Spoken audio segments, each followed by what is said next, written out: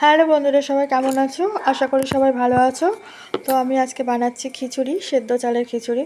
তো আমি এখানে জিরে, তেজপাতা, শুকনো লঙ্কা সোমবার দিয়ে দিয়েছি, আর একটু আদা আর রসুনটা আমি থেতো করে দিয়েছি। দিয়ে আমি এগুলো ফোড়নটা ভেজে নিলাম, নিয়ে আমি আলুটা দিয়ে দিলাম। একটু আলুটা ভাজা হয়ে গেল, আমি এখানে কতগুলো কাঁচা লঙ্কা চিড়ে দিয়ে দিয়েছি, কিছুটা পেঁয়াজ কুচি আর একটু টমেটো কুচি দিয়ে দিলাম। দিয়ে আমি এটা ভালো করে ভেজে নেব। নিয়ে আমি এর মধ্যে গুঁড়ো মশলাগুলো অ্যাড করে দেবো, লবণ, হলুদ, ধনের গুঁড়ো, জিরের গুঁড়ো সব দিয়ে ভালো করে কষিয়ে নেব। আমি কষিয়ে নিয়ে আমি এখানে চাল ডাল ভিজিয়ে রেখেছিলাম, সেটা দিয়ে দেবো। আমি সেদ্ধ চাল আর মুসুরির ডাল দিয়ে আজকে খিচুড়িটা বানাচ্ছি।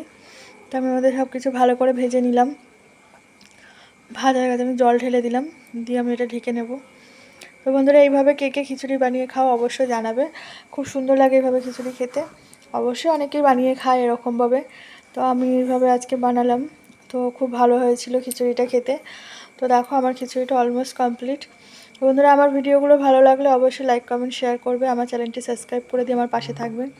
আর যারা ফেসবুক আর ইনস্টাগ্রাম থেকে দেখছো তারা আমাকে ফলো করে দিও, মানে আমার চ্যানেলটি ফলো করে দিও।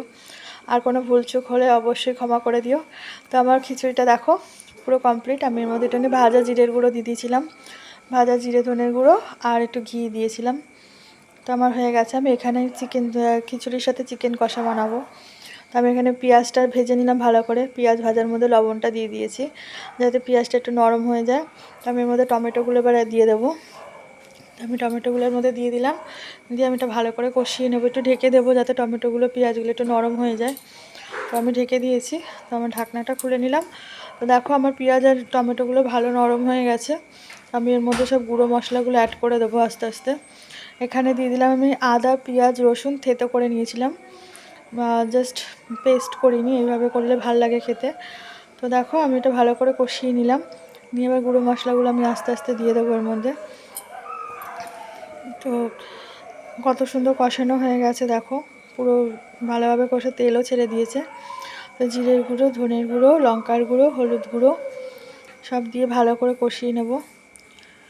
তো দেখো কত সুন্দর কালারটাও আসছে, বেশ সুন্দর একটা কালার এসছে। একটু অল্প জল দিয়ে দেবো, পুরো শুকনো শুকনো হয়ে গেছে, নাহলে তলে লেগে যেতে পারে। আমি এর মধ্যে বেশি একটু জল দিয়ে দিয়েছি, দিয়ে আমি মাংসগুলো দিয়ে দিলাম। আমরা খিচুড়ির সাথে এরকম ছোটো ছোটো করে মাংস কেটেই রান্না করি, চিলি চিকেনের মতন করে। তো তোমরা কে কে এরকমভাবে খেতে ভালোবাসো সেটাও কমেন্ট করে অবশ্যই জানিও। তো দেখো, আমার ভালো করে এটা কষানো হয়ে গেছে। আমি একটু ঢেকে দিলাম যাতে জল ছাড়বে। তো দেখো, সাইড দিয়ে খুব সুন্দর একটা কালারও এসছে, একটু তেলও ছেড়ে দিয়েছে ভালো করে। তো আমি এর মধ্যে হালকা জল দিয়ে আর আলুগুলো দিয়ে দেবো। এবার অল্প করে জল দেবো সেদ্ধ হওয়ার জন্য। আলুগুলো আমি আগে ভেজে তুলে রেখেছিলাম, তো আমি এর মধ্যে সব দিয়ে দিলাম, দিয়ে আমি এটা ভালো করে কষিয়ে নিলাম। এবার হালকা ঢেকে দেবো আমি কিছুক্ষণের জন্য, কিছু সময়ের জন্য এটা ঢাকা থাকবে। তো বন্ধুরা, আমার ভিডিওগুলো কেমন লাগে তোমরা অবশ্যই কমেন্ট করে জানিও আমাকে। তোমাদের কমেন্টের মানে তোমাদের মতামত আমার কাছে অনেক গুরুত্বপূর্ণ। তো দেখো, আমার ঢাকনা খুলে দিয়েছিলাম, তো ভালোভাবে কষে গেছে। আর একটু টানিয়ে নেব, এতটা ঝোল আমি রাখবো না, আর হালকা টানিয়ে নেব।